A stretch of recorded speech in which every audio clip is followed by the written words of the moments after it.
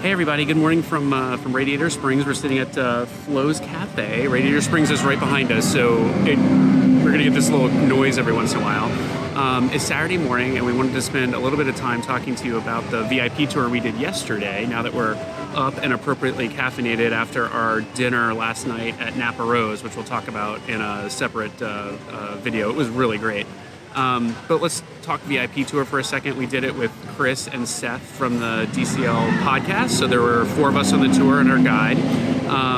Let me sort of tell you what the experience is of booking the VIP tour, what it is, so you have some context for that. So the VIP tour is something you can book through Disney Signature Services. They have them at Disneyland. They have them at Disney World. They have different levels of the tours. So especially at Walt Disney World, they have some kind of preset VIP tours, like the Ultimate Night of Thrills at Animal Kingdom. They have the Ultimate Day of Thrills that goes through multiple parks. And basically you pay a flat fee and you get put into a group of like 10 or so people, I think, to go around. So we've done one of those at Animal Kingdom previously. Up a step above that is kind of a private VIP tour where you get a guide who they wear plaids, they call them plaids. You pay by the hour for the tour. There's a minimum of 7 hours. Sam can close her ears and I will tell you what it costs per hour if you want. No, Sam doesn't want to hear, so we're not going to say, but it is a lot of money and it's out online that you can see. So it's minimum 7 hours. A tour can accommodate up to 10 people total before you have to get a second guide. And basically they sort of walk you through the park. You get what is essentially unlimited fast pass access to the rides. And there are some rides that they can just walk you through the back door to the ride if it's not a fast pass. Up from that is the Ultimate Day of Magic or something along those lines. It is the $12,000 Do What You Want VIP tour. Yeah, that's called Land of Dreams here at Disneyland, or World of Dreams at Disney World. Yeah, and that one is well outside of our price range. We won't be doing that anytime soon.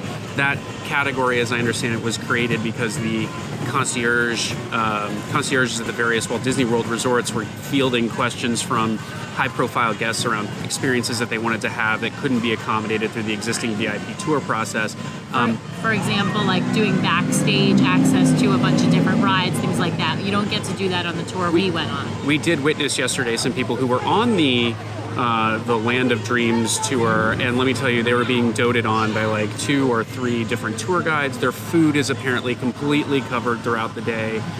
They get backdoor access to every ride, so they don't even have to wait in the fast pass line. So if you have $12,000 lying around and you really want a special day, I'm sure it's amazing. We did the tour that's in the middle. It was a private tour, so you book that by reaching out to Signature Services, and the price varies depending on the day of the week and the time of the year, but it's a per hour rate, 7 hour minimum. And they have a list of the attractions that they can take you on with fast pass access. You can also sort of request, have them help you book meals. You can tell them where you want to eat, other things you want to do. If there's a character greeting you really want, a picture opportunity. If you want, we got reserved special VIP viewing seats for the parade at 3:30. We had special VIP viewing seats for fireworks at 9:30. And by the way, we didn't have to stay with the guide all the way until 9:30 at night. Our tour ran from 9 o'clock in the morning until 4 o'clock in the afternoon, and then we went and had dinner at 5, and we actually came back into the park, and we still had access to the VIP area. It sounded like if you do some of the preset tours here, like walking in Walt's footsteps, you might also be able to get that sort of VIP level access to the parade and fireworks viewing, and those tours cost sort of far less than the private tour. So that's kind of the background of it. Our tour guide yesterday was Amanda. I will say she was lovely. We had a wonderful day with her. I had some tips from a friend of ours in the DCL podcast on sort of rules of the road for engaging with your VIP tour guide, which were super helpful. I think just sort of the pro tips were be super welcoming and warm with them, invite them to have lunch with you. We invited to pay for her food, but she declined and said that Disney covered her meals, and so but we felt like we wanted to let her know if she needed a snack or something. She's walking around the park with us all day.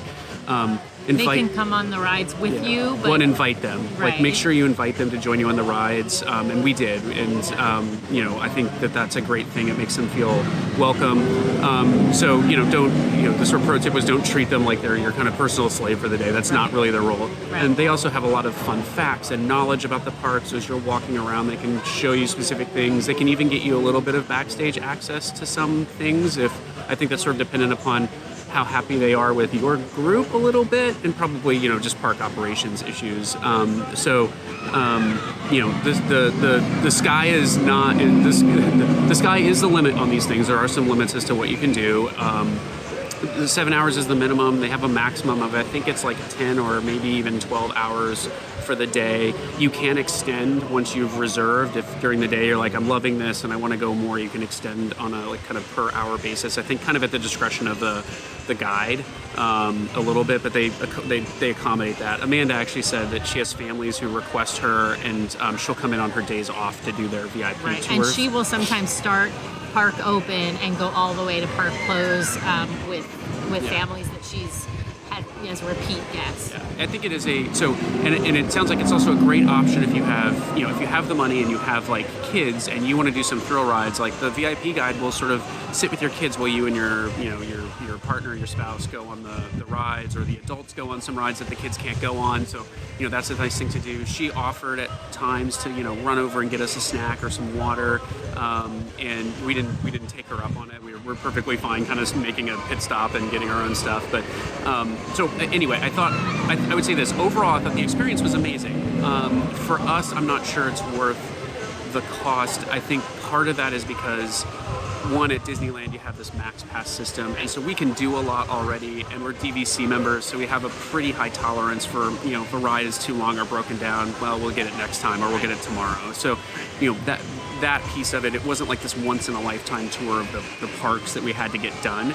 I also think, 2 to 4 people, the kind of per head cost doesn't make a ton of sense overall. I could see the argument for it at Walt Disney World, because if you want to move between the parks and do lots of rides, like there they will take you in and out of the park through backstage areas. They'll throw you in an SUV to drive you right up to the back of Soarin' and get you on it, right? So like moving between the parks efficiently there could make a lot of sense. I'm sort of toying with it. We're going in Christmas time this year with my family, my parents are getting older, and so we're sort of toying with the idea of like, do we want to get one to help ease the day a little bit on them, because it can be really, it can be a lot to be moving around the parks with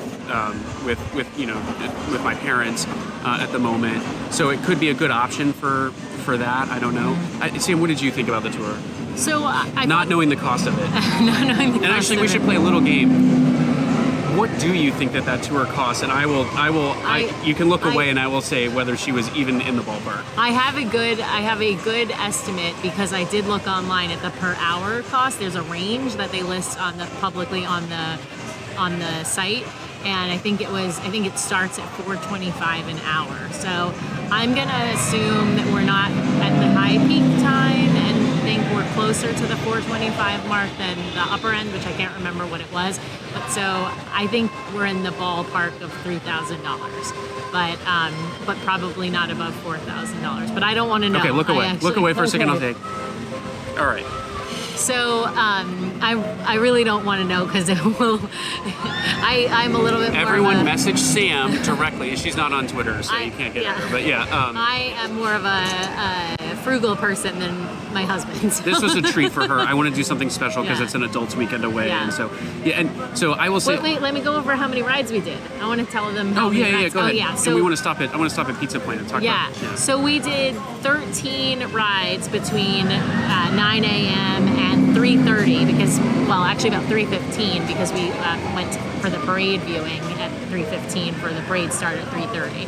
So 13 rides, most of which were sort of the bigger thrill rides. We did a few of the non sort of thrill rides. We did, for example, we did Alice in Wonderland, and we did which you loved, by the way. which I loved, and I had We hadn't never been done. neither one has really been on that. Yeah, so I loved that ride. We also did Peter Pan. So those were those are the only ones we really did in Fantasyland, other than Big Thunder Mountain Railroad, which is, I guess, sort of between Fantasyland and Adventureland. I never remember which land that's technically a part of. Anyway, so we did. We didn't do Splash or Grizzly Peak because no one really wanted to didn't want to get wet yesterday. really. So those are the two big e-tickets that we didn't do. And we didn't do Guardians because sort of at the earlier on in the day, Pirates of the Caribbean was closed, and so we had not gotten to go on Pirates of the Caribbean in the morning when we were at Disneyland Resort, and we had switched over to, after lunch, we switched over to California Adventure. And so we did several rides at California Adventure, and then made the executive decision to go back to Disneyland Resort a little bit early so that we could get on Pirates rather than doing Guardians, because we had just done Guardians the day before.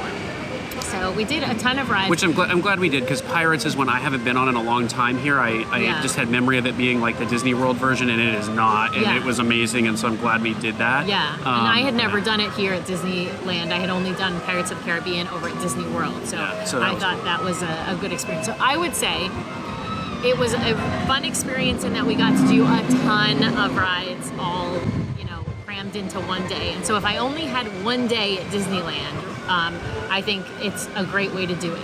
But because we come quite regularly to Disneyland, I would say it was probably not worth the price tag, to be perfectly honest. I thought Amanda was really nice, and she was fun, and she did some trivia with us. She gave us some interesting facts and stuff, but also sort of quizzed us. At home, try to name 14 single word animated, single words in the title animated Disney movies. Go for it. It was it presented some challenges for us. Non-Pixar. Non-Pixar, non-Pixar. They have to be Disney animated movies. Yeah. So to give an example, Frozen. Oh, see, okay, so now you've got 13. Now you've got to come up with the other 13. So that was one of the quizzes she gave us during the day. But yeah, I thought it was really fun. It was really fun spending the day with Chris and Seth. I would say if I was going to do a VIP tour again here, I would do it with them. I would request Amanda. I thought she was fun. Yeah.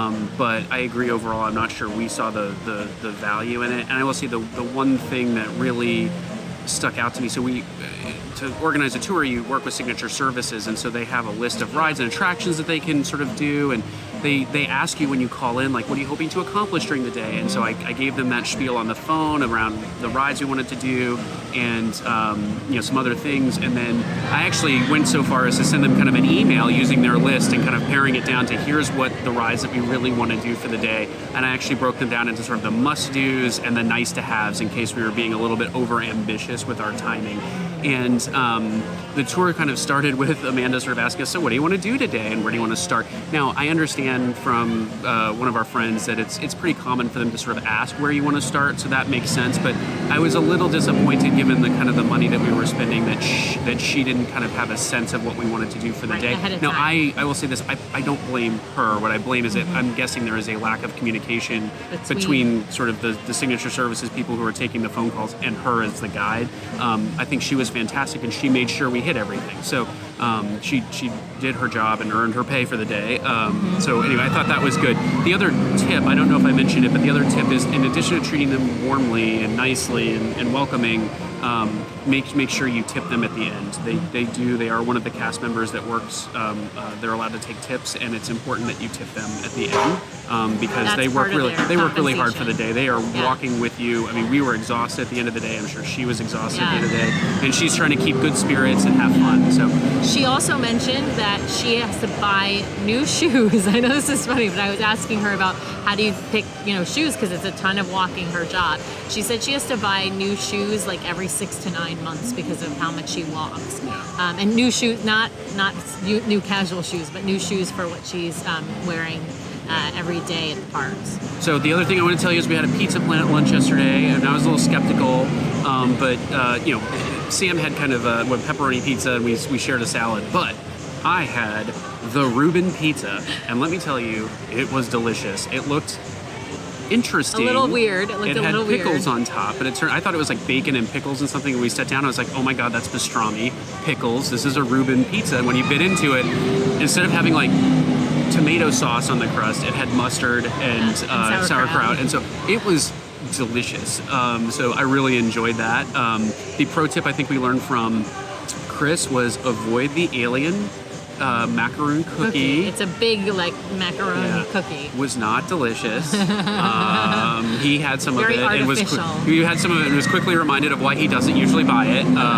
So the amnesia had kicked in and he had rebought it. So anyway, so that's our review on the VIP tour. I think for some people it's fantastic. I can understand families that want it. I think if you have a group of 10 people together, it can be a lifesaver and a real value, especially when you talk about booking dining reservations or getting everyone onto rides and all of that sort of stuff. Totally get the value for that. I think, just as for us as 2 people or for even 4 to 6 people, it may not make the most sense, but everyone's got to make this decision differently for themselves. So yeah, now we're getting ready to go over to, we did Soarin' Over California yesterday. We're going to go do it again. The orange scent is still in my nose. And we just bought our Sip and Savor passes. Sip and Savor pass for the Food and Wine Festival. So we'll let you know what we end up tasting later today and how we like it. Yeah. So everyone, anyway, have a great day, everyone, and thanks for watching. And be sure to subscribe to the channel so you get more videos of us. And you can find us over on Facebook and Twitter at DCL Duo. And so like and subscribe us there. And we have a podcast that's in distribution, is coming out very soon. We'll record our first episode after this trip, kind of doing a trip report all up. These videos are meant to be a little bit more in depth, so be sure to go over and subscribe to the podcast. And we look forward to talking more soon. Thanks, everybody. All right, bye-bye. Bye.